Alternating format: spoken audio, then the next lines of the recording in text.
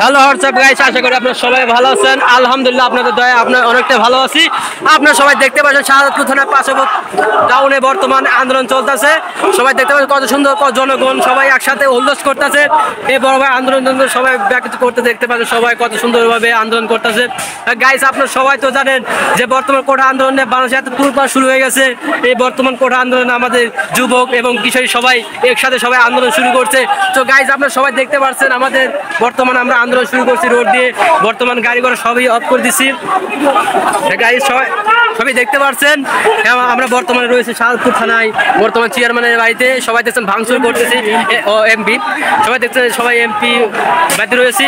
তো গাইস আপনারা সবাই তো জানেন যে আমি প্রতিনিয়ত সুন্দর সুন্দর ব্লগ নিয়ে আপনাদের সামনে হাজির হই।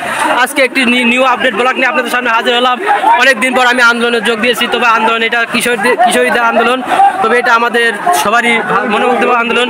সবাই দেখতে পাচ্ছেন গাইস সবাই আন্দোলন শুরু হয়েছে। বর্তমানে আন্দোলন অলরেডি শুরু হয়ে গেছে। তো গাইস